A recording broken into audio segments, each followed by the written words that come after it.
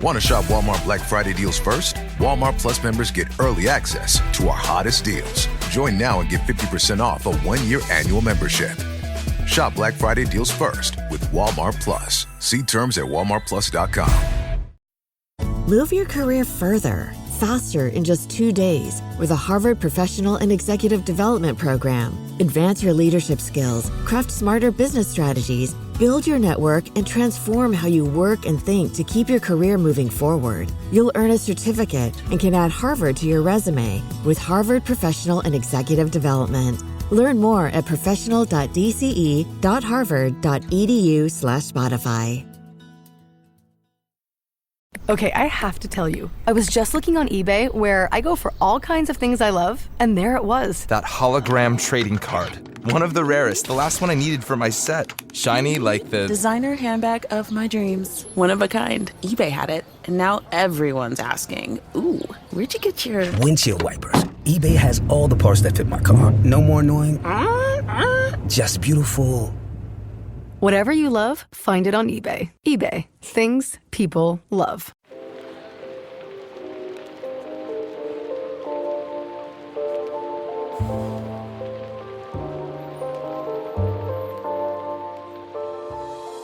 Welcome to Book Talk for Book Talk, a literary podcast where we deep dive into the writings of your favorite novels.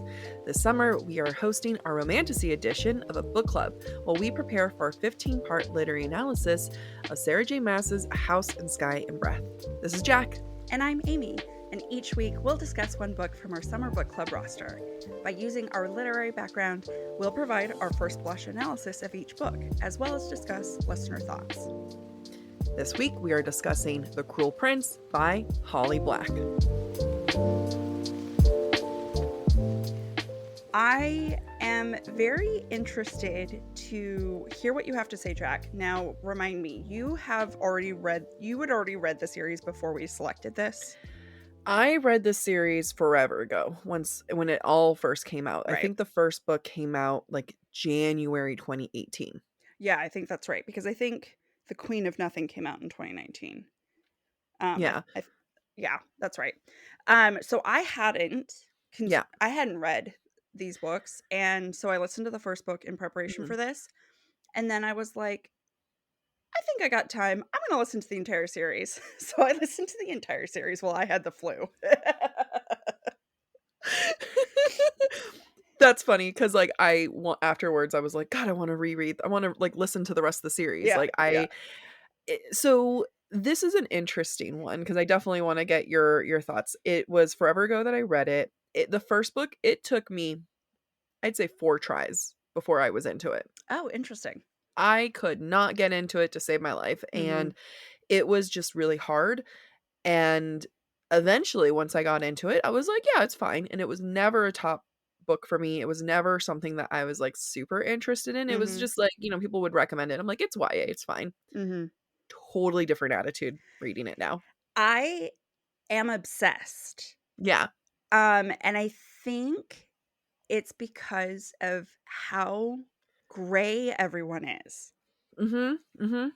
And I was just like, I hate so many of these people. I must continue reading. I must know what happens next. I just, everything about it was, I will say, reading it for the analysis, for the podcast, a different experience. We're reading it with a little bit more thought, more meaningful reading.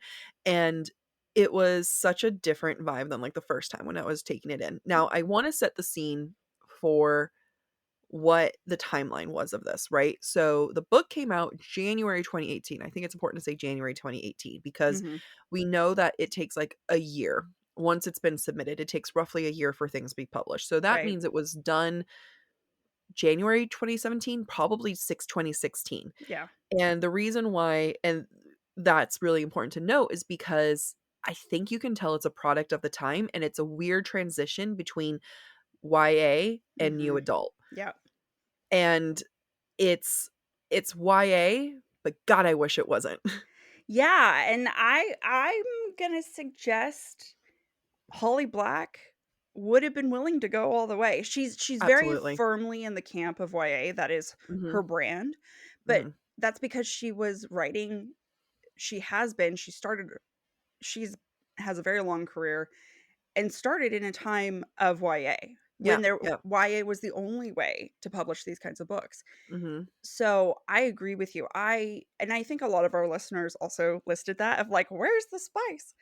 Yeah. And I just felt like this is the perfect book for spice. Mm-hmm. Mm-hmm. A lot of gray, uncomfortable hate spice, maybe. Hate fuck. I know I'm trying not to curse as much on the podcast, but like I would love a great hate fuck Yeah, in me this too. book. Me too.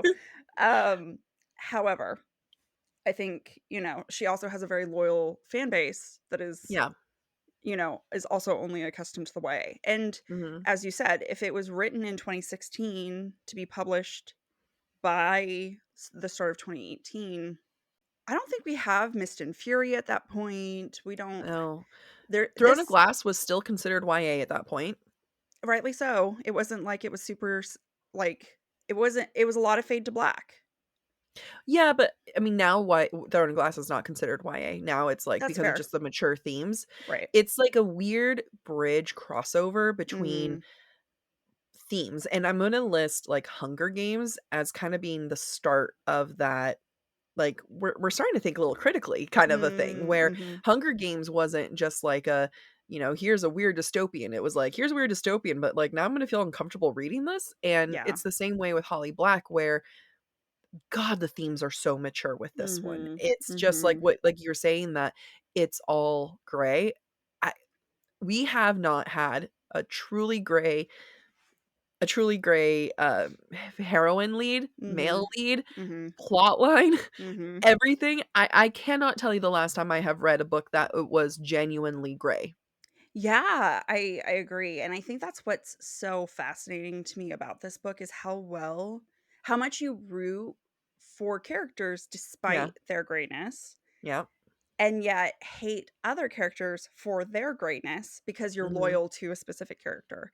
So I loved it for that reason. And it starts out strong in the gray with Yeah. Maddox, and Jude and her feelings towards Maddox Yeah. is very complex, and that's the start of the book. Yeah. Is those feelings. Like he straight up kills her parents in front of her. Yeah. And then, after a time skip, she's like, he's my father. I love him, but I also fucking hate him. Yeah, and that's so clear early on. Like So that is clear. the beginning of it, and it's just like this is I hate him and I love him. And like that's my conflict. Yeah. Welcome to my daddy issues. Yeah, and rightly so. Yeah. It's just like self-aware, and another thing that I love to this is like how self-aware she is. How Mhm. much she knows of that she's in pain, that everything that she's doing is because she's afraid, because she's trying to Mhm. prove something, because Mhm. of her worth, like all this stuff. She's so self-aware. And it's like that self-awareness is like part of the reason to her like descent into chaos too. Mhm. Mhm. Like it tracks, it makes sense. Like I hate everything that's happening. Let's go farther down in the deep end. Like this is, and she just cannot stop digging a hole for herself. And she's self-aware of that at the end too. Yeah, I mean, it's classic overthinking in a Oh lot of yeah. ways, right? Yeah. It's very, very relatable in that sense Mm-hmm. of I'm going to overthink this and I'm going to come to a conclusion that any other logical person might not come to. Yeah. I know, right? This is my conclusion, and I made a rational choice because I have overthought it. yeah, that and I respect that. I do too.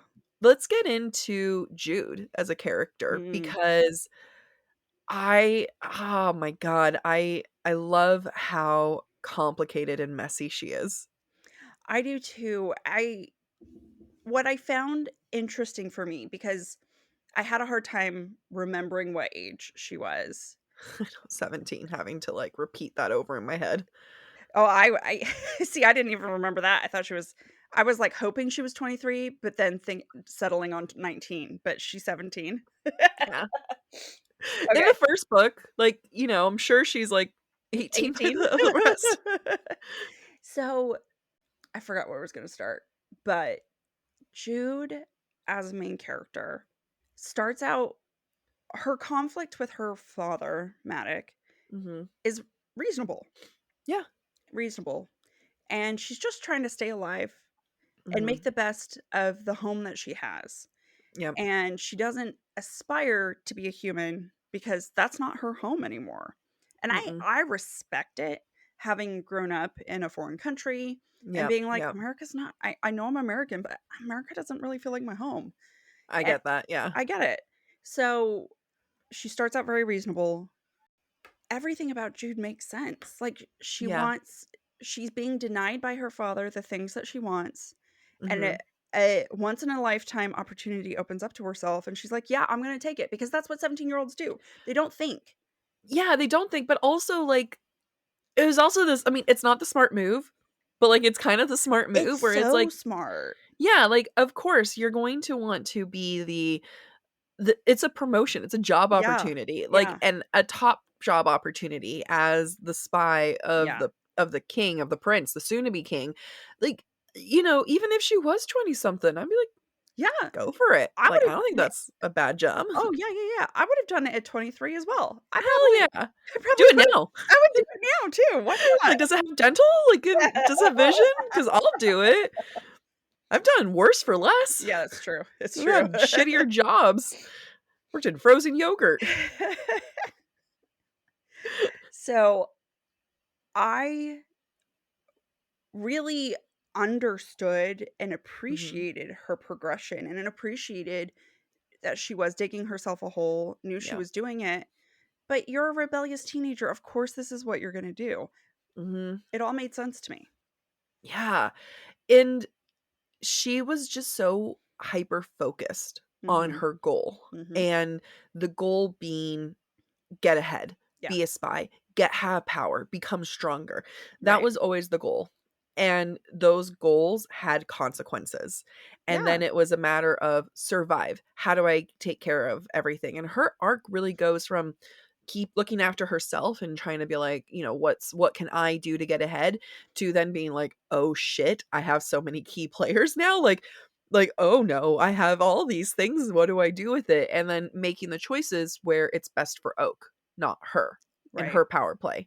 And, you know, you can see like this wonderful arc in her development, but like she never loses her questionable grayness. Like, she'll do what she's got to do to get there. Right. And she never loses her, I'm going to do something and it's going to spite my father and I'm going to enjoy it. Yeah. And I love also, I'm switching a little bit from Jude to like the plot here, but I love that it wasn't about her sister Vivi, where, you know, here's like, because Vivi is the quote unquote special one. She's the half fae, the one who's the heir, like, you know, the one who was stolen away at night. And that's like, I think when I read it, that was like part of my initial bias in the beginning, where I was like, well, you're not the special one, you're just the human. Like, I want to know about the princess, essentially. And it's not about her. It's totally about this other person who just has like, what happens when you have no power but you're so desperate for it. Yeah, which I thought was fascinating. I do remember being confused when it opens with Jude's point of view after the prologue. Yeah. Or after, you know, the very first scene. I was like, why are we with the human younger sister? Why is that? And the person, right, but it does make sense. She is the most motivated to make something better than what she was given. And you really have like the sample size between her and her two sisters, right? Like, you have Vivi, who all she wants to do is go back to the human world, go back to what she knew. And you have Taryn, who is she wants to conform, she wants to fit in. Yeah. And like, you have these two sisters, the twins, who want to fit in, but like different means ways. Necessary. And, you know, one's like charging head first, and the other one is like, nope, I'm gonna cave and go into like, I'm gonna just do whatever you want to do here. Should we talk about spoilers in other book series and the rest of the series? I think we should not. Okay. But let's talk about Taryn for a second. And some of our listener comments, because they made me laugh a Yeah, lot. that bitch. I forgot how much I hate her until I started reading. I was like, you 17-year-old idiot. So yeah, a lot of the sister Things they don't like, right? things listeners don't like. Taryn, the worst. I wish there was more consequences for her actions. Seriously. Taryn, choosing that crusty dusty lock over her sister infuriates me. Crusty dusty. This other one, Jude's sister was a bitch.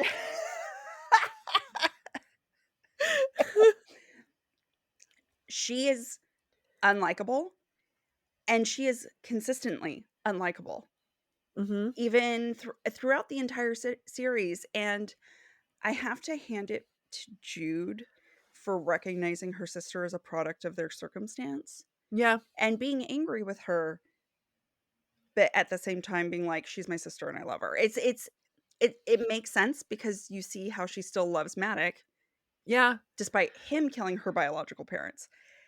So Taryn is so frustrating, but it makes so much sense for Jude's character and who she is. It's that dumb bitch. Like, it's that dumb bitch. Like, Yeah.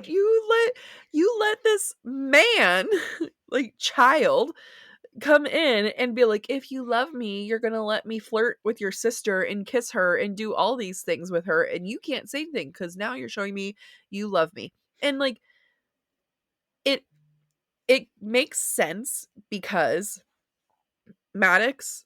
I think it's I mean, I listened to it, I didn't read it. So I think it's Matic. But Matic. No, let's just go with Matic. Okay. Daddy Faye. Daddy Faye, clearly Jude is his favorite. Yeah. You know, they never say it, and it's in Jude's perspective, so she doesn't like think it necessarily, but it is very clear that he likes her the most. Because she's the most like him. Exactly. And like, that's like, I'm sure the daughter that he really wished that Vivi was and stuff.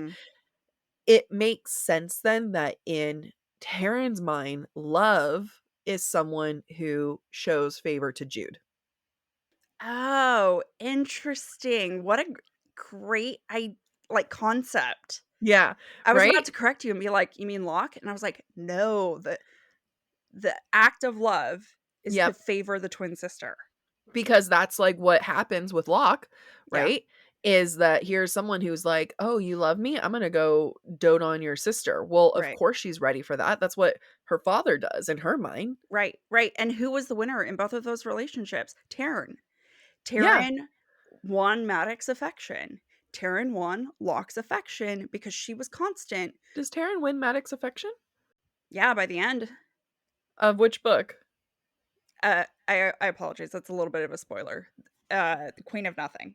I was about to say, I'm like, we talked about the spoilers. Yeah. I apologize. It's a light spoiler, but Taryn is the only constant one compared to Jude. Jude is rebellious. Yeah.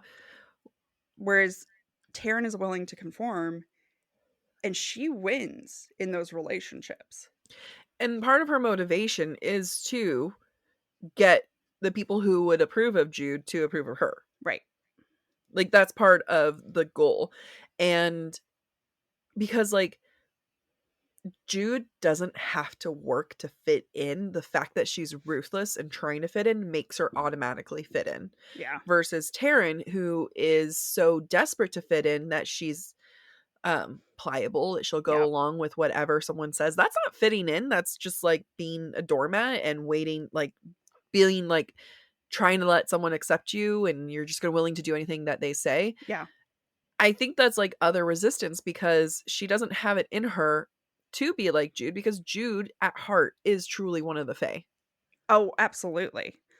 And I think that's what I love about this series is that Jude wants so desperately to have power and fit in, and she doesn't realize just how fairy she is for a human. those desires, that desperation, the ruthlessness, you fit in, babe. You're good. Yeah. You don't have to try anymore. You're there. Right. You don't need pointy ears and a tail to fit in. No. Like, you're fine. And even the way that she dresses, like with having her braids to be like horns to fit in and stuff, like, oh my God, like everything about Jude is fantastic that she was like trying so hard. But, you know, like to have a sister, going back to the sister, it's just fantastic. Like to have this person that you get why your main heroine, your main female lead loves her, but we just don't want to root for her, but we don't want to kill her off. I mean, in theory, we're not supposed to want that, but in actuality, I was fine. I was fine with Taryn go like, she doesn't, but I would have been fine if it happened. I was okay with it. Yeah, I mean, the second that Jude was like, it's okay, you can fall for their bargain and not choose me. Yeah. That was a very noble sacrifice on Jude's part, which helped. Is that beyond book 1 again? No. That's when they're stuck in the river in book 1. Oh, right. Yes. And Taryn's like, okay, I'll go do this. No, Taryn, you stupid bitch. You should have just stayed with your sister. It's funny because I really feel like in that moment, it should have been, I feel like for Jude, it was like, oh yeah, go ahead. Wink. Go choose them. Wink. We know you're not choosing them. Like, that's like that situation. Right. Like, I'd be like, yeah, go, Amy, go be with them. Like, but lie. Like, we're capable of lying. It's fine. Right. You don't have to actually choose to be with them. Right. And that's like where Jude, I think, was like, she's comfortable with lying. She's comfortable with being underhanded. It's like, wait, you're not actually supposed to go with those choices. Right. And I think that's where we see Jude expect more of Taryn, and Taryn falls short. Yeah. Because she's so adamant about adhering to Fae culture and being Fae. Whereas Jude, with her lying and her scheming, is being Fae. Right? She just has an advantage. She's capable of lying. Right. Exactly. She's capable of, like, you know, pulling one over. I love how dramatic it was when the prince, like when Dane comes in and he was like, lie in front of me. And so she gives like 3 facts and she was like, which one's the lie? Or did I lie at all? I'm like, oh my God, the drama. Yeah. She's so cheeky. She is. I'm like, okay, go off. Just what I like about the Taryn Jude relationship as well is that it explores maybe the darker side of twin relationships that aren't, but like not to the level where they're plotting wars against each other, right? Yeah. Because it's either, I feel like in fiction, twin energy is either we're identical, we're soulmates, you can't remove us from each other, like Fred and George Weasley in Harry Potter. Yep. Or it's we fucking hate each other, we want to destroy the world because of each other. Yeah. And I can't name something off the top of my head, but there's plenty of those. But there is something out there like that. Yeah. Whereas I feel like this book and this relationship between Jude and Taryn explores the nuances of what it means to be a twin, the competition, the love, as much as the hate, and I thought we were on the same page, but we're not, apparently. We'll be right back. You know what I cannot stand about the summer? It's the fact that everything is hot, including my bedding. It's absolutely disgusting out there right now. And your bedding is disgusting. My bedding is disgusting. I sweat so much. And I think I've finally found the answer. And that is Blissy's award-winning 100% mulberry silk pillowcases. My partner's deepest, darkest wish for her most disliked of enemies is, may your pillowcases always be warm. And Blissy's pillowcases are not warm. You only recommend Blissy to the people that you actually care about because it is silk, not satin. I had no idea there was a difference between the two. Turns out silk is much better because it's hypoallergenic. You know what's also better about silk over satin is the fact that there aren't coarse fibers in the silk, so you're not breaking your hair the way that satin does. And you're not developing skin tags because it's not pulling at your skin. I had no idea that pillowcases could be that bad for your skin, for your hair, for just like your better overall sleep quality, to be honest. I personally am an advocate for better sleep quality. A lot of people might avoid silk because they think they have to dry clean it. The great thing about Blissy's 100% mulberry silk pillowcase is not only is it award-winning, it's washable. I mean, obviously you should wash it on delicates, but you don't have to baby it. You don't have to take it to the dry cleaner. Honestly, that's probably worse for your face. Right? And now that I'm thinking about it, how disgusting my face must be sleeping on a nasty pillowcase. When it's not a nice silk pillowcase, I'm never going back. Everybody loves Blissy silk pillowcases. They have a ton of different prints and colors, and they make great gifts because there's an option for literally anyone, and even men love them too. They have over 1 million raving fans, and you could be next. Try now, risk-free for 60 nights at blissy.com/BookTokPod and get an additional 30% off. That's BLISSY.com/BookTokPod. And use the code BookTokPod to get an additional 30% off. That's BOOKTALKPOD. Your skin and hair will thank you. Fall has officially started here in Los Angeles, and that means we finally get to do fall activities. I have been counting down the days for when I can go to pumpkin patches, maybe even hit up an apple orchard, and I get to do all of it looking super cute in my Quince boyfriend sweater. This weather is perfect for my dark academia vibes, and I'm so excited to bust out my washable silk blouse because you know I'm going to be taking pictures.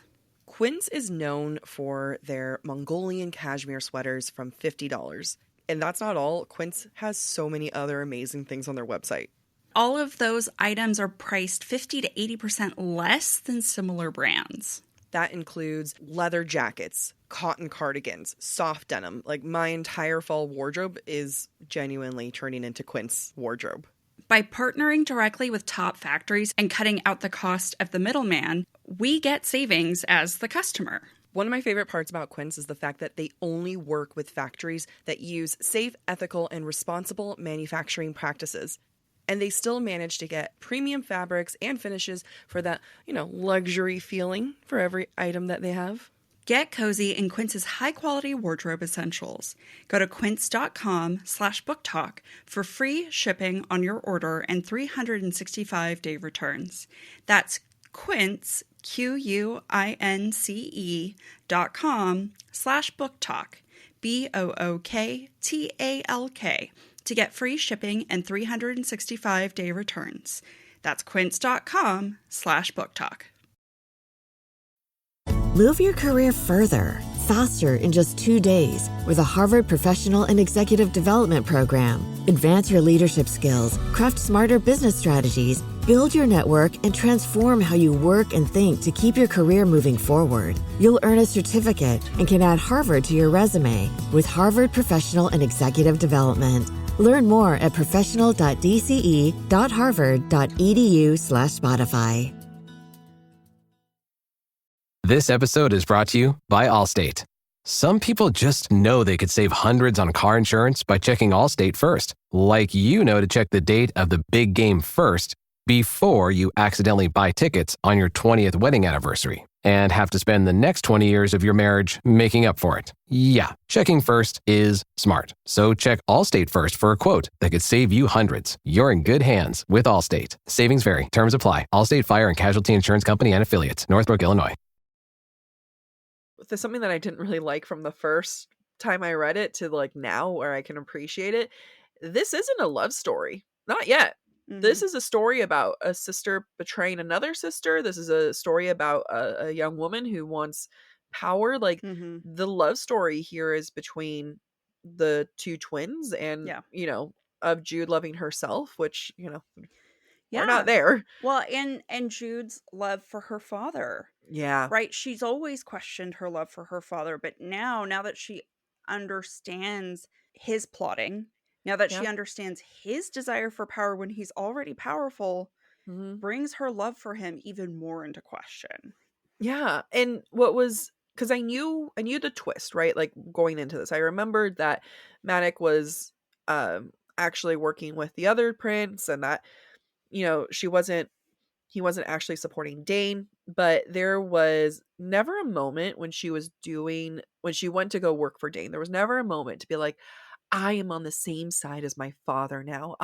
He's going to be so surprised when he sees me in the war council. Like, there was never that moment.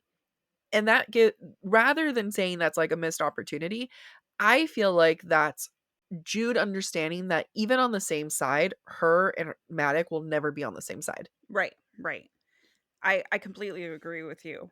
It was never about making him proud. Yeah. It was about being him or besting him. Absolutely. And you do see it in the little nuances of how Jude thinks, of how Jude schemes, of how she has no desire to tell him except to show off, right? I know. So, yeah, I do. I love it. I do love that of course I want spice. Of course I want more of a love story between Jude and Cardan, but at the same time, I do love the complications of Jude's relationship with each of her family members. Yeah. Because that's what this book explores. I mean, in another world where this is not YA, Jude sleeps with Locke. Oh, yeah. Absolutely. You know, like, I was like mad for a second when she woke up in his bed. I'm like, did they sleep with each other? I'm like, oh, right, no, it's YA. No, she just happened to wake up. But like, you know, the energy is there, you know, what Holly's trying to kind of like hint at in the mature themes and, you know, waking up in his bed and just trying to like get out and stuff. And God, give me a version where she's not 17 and we're able to make this like, because I think, okay, Holly Black does an amazing job with this. This book is messy. This book is complicated and everything. It is not lacking at all. I would love the added element that sex brings with the complication. Yeah. It's not like sex isn't just about like the spicy scenes. I think that Holly Black would be able to do it in a way where it adds to the story rather than just like, hey, here's a spicy scene. It's like, here's a sex moment where power is at play, where who's manipulating who. And this is why those moments are important. So like, I wish that was included, not just because it's hot, but because I know that there would be that added layer there. Yeah. I do. I mean, knowing what I know about the rest of the series and when Jude does eventually have sex, I agree. I am of two camps. I completely agree with what you're saying. There's so much richness in how sex can be used for power in the narrative storytelling.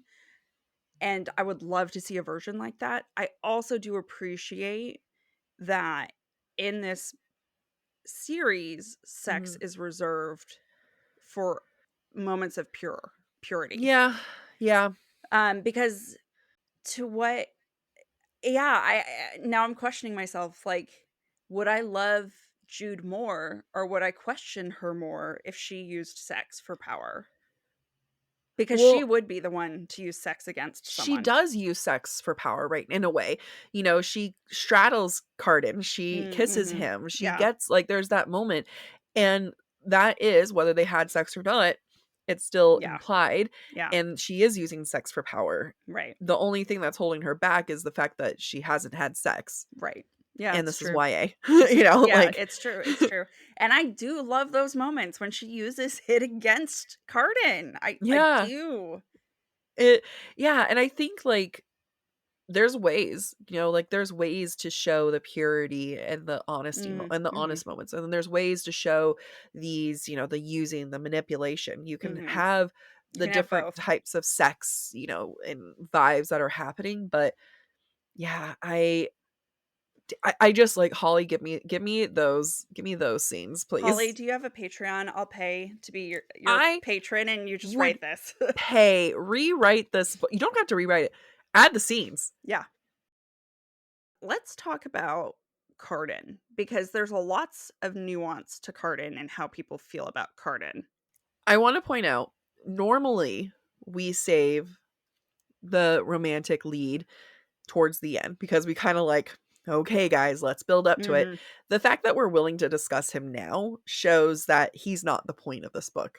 Right. He's not. And I appreciate that. I do, you know, some of our listeners didn't like the way their relationship starts. You know, they don't feel a connection to Carden. Yeah. But the second his note where he scribbled Jude's name a million times, you're like, I was on board. I know what this is about. I'm okay with this. Yeah, it's, you know what? We have the ultimate, the true, the most honest enemies to lovers. It really is. It is a really, really fantastic enemies to lovers. And it's not, I'm going to say consensual. At first, both of them are just like, I fucking hate that I'm attracted to you. Yeah. Like, Yeah. this is the worst feeling I could ever experience in my life. Yeah. I don't consent to my body's feelings. It's Exactly. My head and heart do not agree. Yeah, like Carden admits that he was in love with what's her face. Like he had emotions elsewhere. Jude liked Locke, you know, for better or for worse, and what degree is up for debate, but she liked him. Yeah. And neither of them are into it. And Jude hates Carden. Hates him. And she has every right to hate him. Oh, yeah. Based on the way he's treating her. Carden is fascinating. And what I like about his story in this book, in The Cruel Prince, is how well Holly Black develops empathy from the reader's point of view towards Carden, but Jude doesn't feel as much empathy. It's talent to do that. Yeah. It is talent to get us to think differently than the first person point of view that we're in. Perspective. Yeah. Yeah. One of those moments that you're talking about is when we find out that he's being abused by his brother. Yeah. And that's a huge moment where we, as the reader, are mature enough and separate enough to be like, oh, this isn't good. Like he's actually getting a lot of shit here. And Jude is looking at it being like, I hate that I don't enjoy this as much.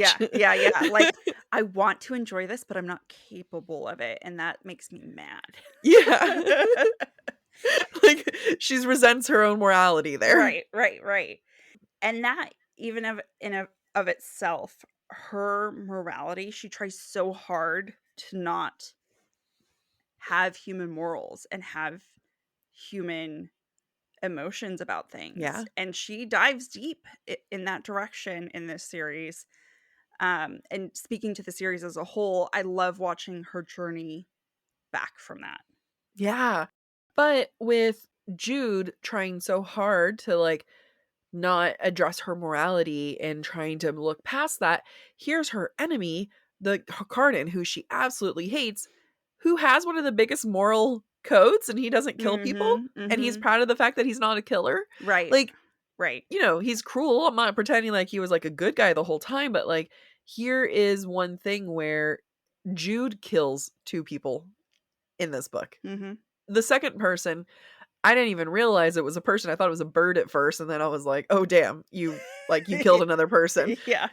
And it was like, and she just kind of accepts it. Like she goes through it. She's, you know, obviously more upset about it, like as she should be, but it's something that she accepts of like, this is just kind of like what I'm going to have to do, versus Carden has that moral line of like, I will not kill. I would rather be beaten before I do this. And so it's just so well done from Holly to have this dynamic where you have Jude, the human, who's finding the human feelings, and her enemy, the fairy prince, who has these human feelings. Yeah.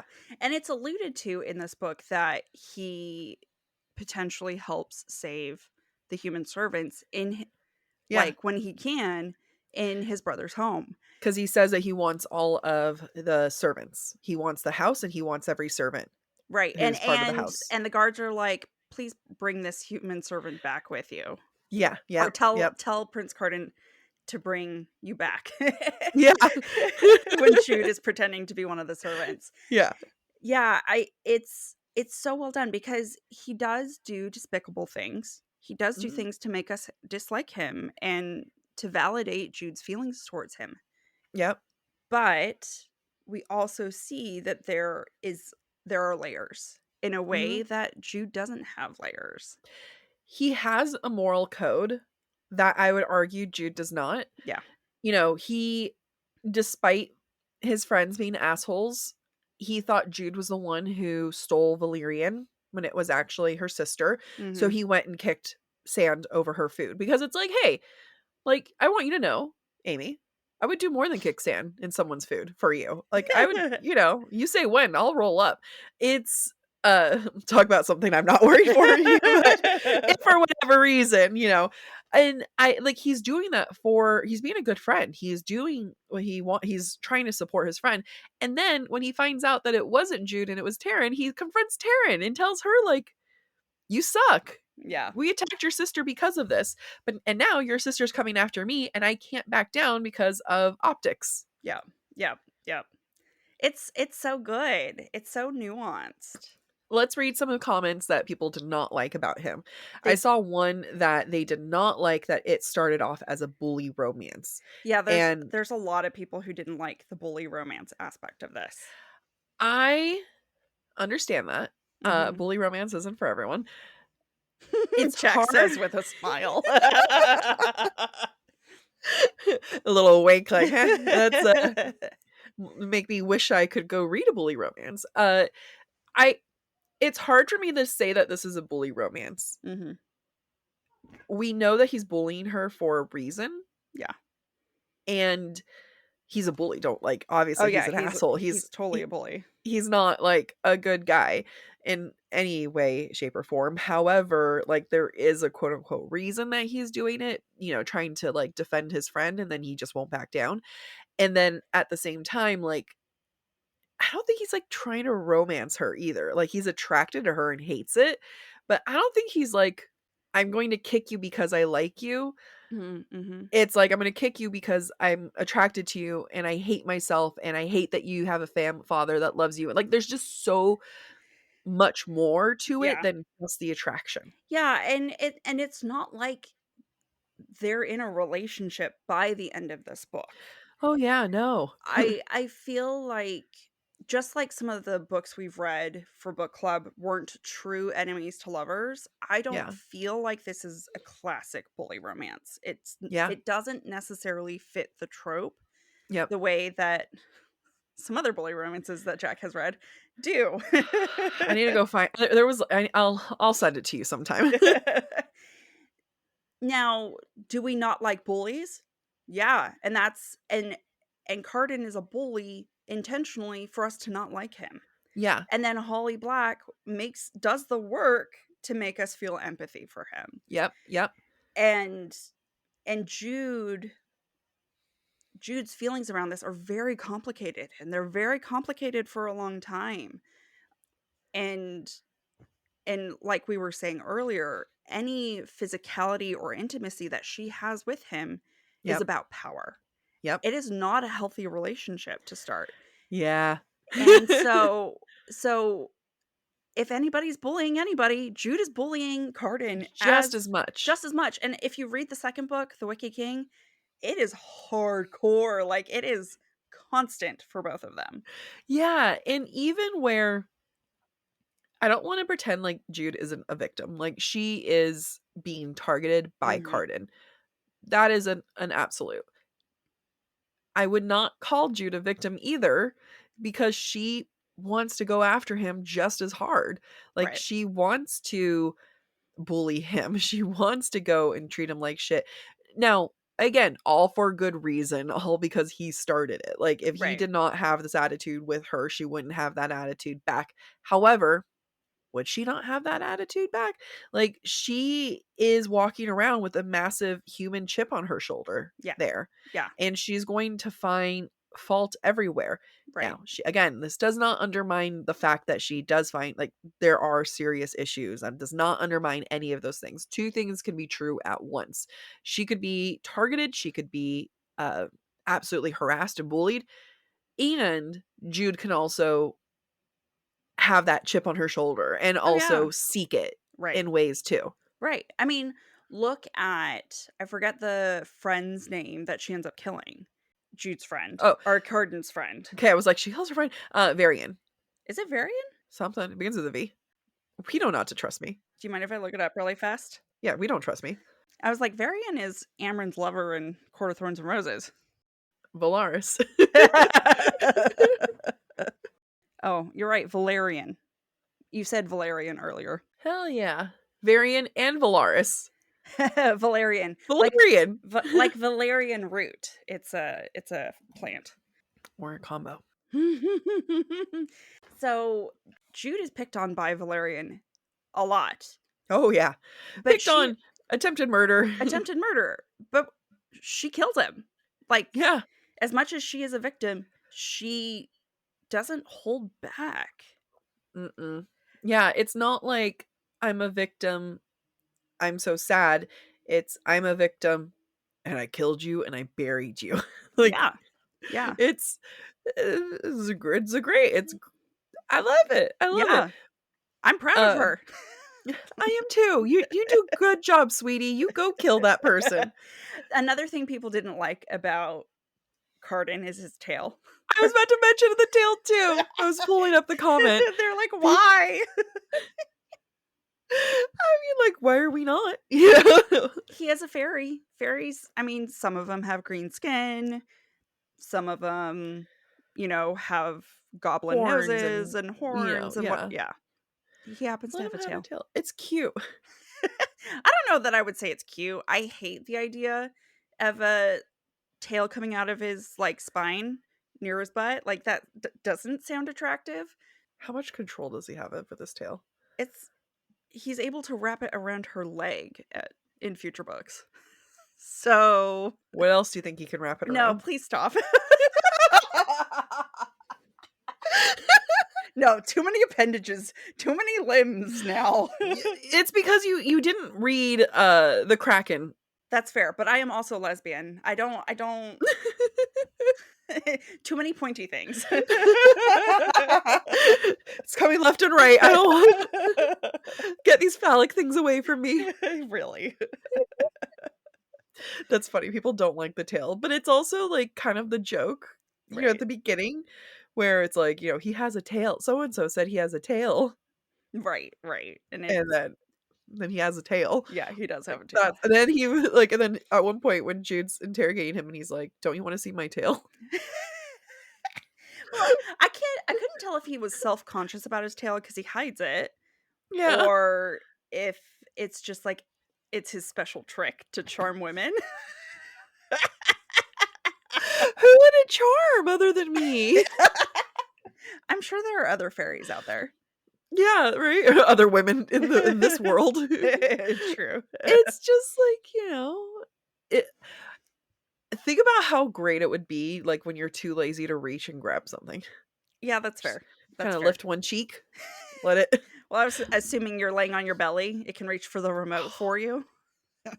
Sounds great. That sounds fantastic. Yeah, Cardan is a precious baby angel who is a devil. He's a shit.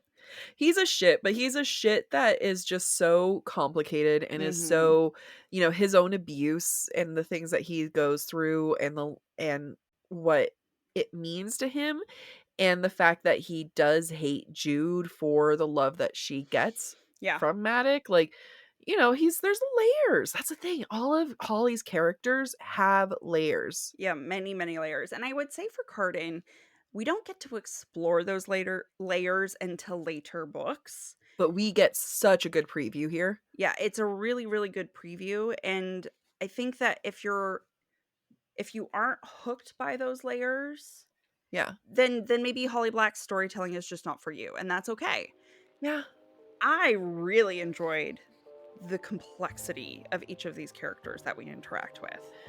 So much. So much. Thank you for listening to part 1 of this week's episode of Book Talk for Book Talk. Stick around for part 2, which airs on Thursday. We encourage you to rate and subscribe to our show on your preferred podcast listening platform. We would love to hear your thoughts based on today's conversation. If you would like to submit your take on any of the books we plan to discuss later this summer, please be sure to follow us on Instagram, where we ask for listener submissions.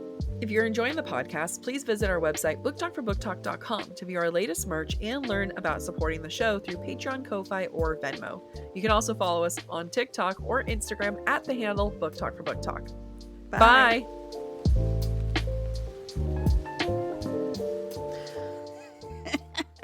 Some of these are so funny. Our listeners are hilarious, I'm not gonna lie. Yeah, they are. They do most of the work for us. That's why we keep going. Exactly who we are as people. We are mysterious. Hold on, I'm gonna lift this up a little bit. I'm a mysterious bitch. Yeah, you are. I'm a mysterious bitch.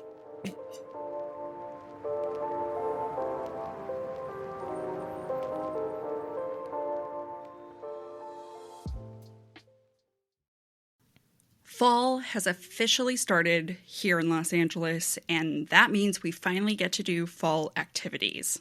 I have been counting down the days for when I can go to pumpkin patches, maybe even hit up an apple orchard, and I get to do all of it looking super cute in my Quince boyfriend sweater. This weather is perfect for my dark academia vibes, and I'm so excited to bust out my washable silk blouse because you know I'm going to be taking pictures. Quince is known for their Mongolian cashmere sweaters from $50. And that's not all. Quince has so many other amazing things on their website. All of those items are priced 50 to 80% less than similar brands. That includes leather jackets, cotton cardigans, soft denim. Like, my entire fall wardrobe is genuinely turning into Quince wardrobe. By partnering directly with top factories and cutting out the cost of the middleman, we get savings as the customer. One of my favorite parts about Quince is the fact that they only work with factories that use safe, ethical, and responsible manufacturing practices. And they still manage to get premium fabrics and finishes for that, luxury feeling for every item that they have. Get cozy in Quince's high-quality wardrobe essentials. Go to quince.com/booktalk for free shipping on your order and 365-day returns. That's Quince, QUINCE.com/booktalk, BOOKTALK, to get free shipping and 365-day returns. That's quince.com/booktalk.